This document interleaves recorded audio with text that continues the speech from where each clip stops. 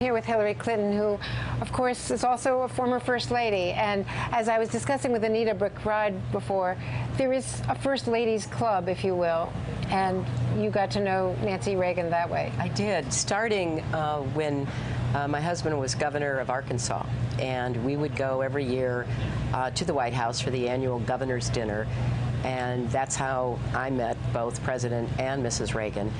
And in the years following that, we had occasion as First Ladies, both present and former, to be involved in promoting good causes, to see one another on occasion. And, you know, I think that she had not only an incredible relationship with her husband and supported him in every way, but she had a lot of courage and grit.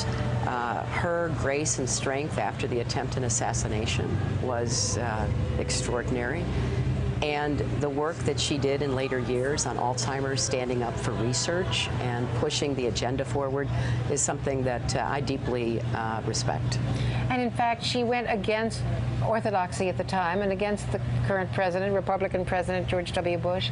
She really believed in that, and you've helped advance that farther. I did, and it was very brave of her to take a political stand on behalf of research that she thought might help prevent or cure Alzheimer's. She had lived with the disease because of her husband's suffering from it.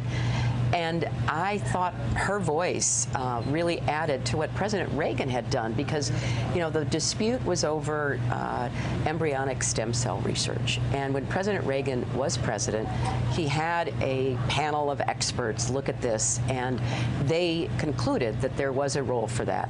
And then, of course, it is, in the eyes of many, controversial, although it has played a role in all kinds of medical advances. And when Mrs. Reagan spoke out, that really added to the weight of the expert opinion and the voices of so many people suffering from diseases like Alzheimer's. And also Parkinson's. Michael J. Fox was another partner of hers in those efforts.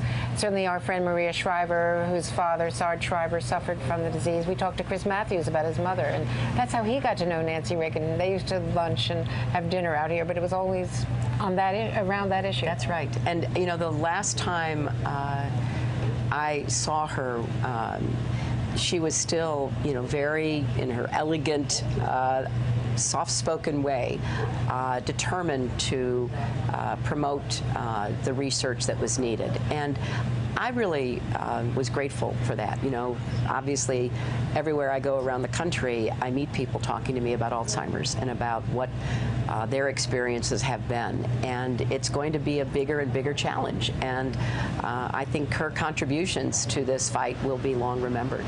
There's another issue on which you've been very outspoken, and I remember so vividly the assassination attempt and the suffering of Jim Brady, and the fact that she and Ronald Reagan went against their friends, Charlton Heston and others, and supported the Brady bill. That's right. And that was another very important stand that both President and Mrs. Reagan took. Look, we've got to do something. We have 33,000 people a year dying from gun violence. I know there's a way that we can reconcile constitutional rights with common sense gun safety measures.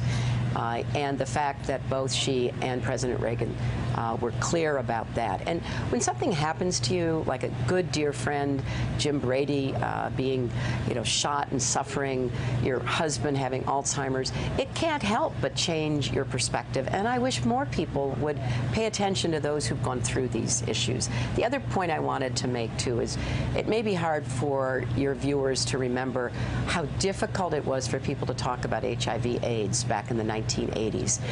And because of both President and Mrs. Reagan, in particular Mrs. Reagan, we started a national conversation when before nobody would talk about it, nobody wanted to do anything about it.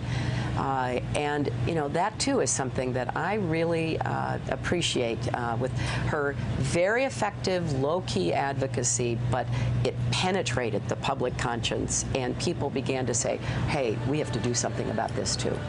Did the fact that she was, behind the scenes at least, so involved on the policy side, quietly, but effectively, make it easier for people like yourself when you came into the White House to be more active as things evolved. I don't think there's any question that that's true. You know, this role is really, you know, so unique. Everyone brings to it, up until now, her perspective, her experiences, and I admire all of my predecessors because there's no, you know, there's no formula, there's no guidebook you're given. You have to figure out how to support your husband and his agenda, his presidency, but also find a role for yourself. And, you know, she did that on the anti-drug front when she spoke out about the danger of drugs, and she also did it behind the scenes on policy. A lot of people point out her role in encouraging the president to work with Gorbachev, to be willing to, you know, test this new leader out, made a big difference. And there were other examples of that as well. And it is an important opportunity, and she took advantage of it. Well, we have to let you get inside and pay tribute in your own personal way. But thank you very much, and perhaps she has laid the ground for other spouses to come. I hope so. Male and female. Well, she deserves to be remembered for her many contributions.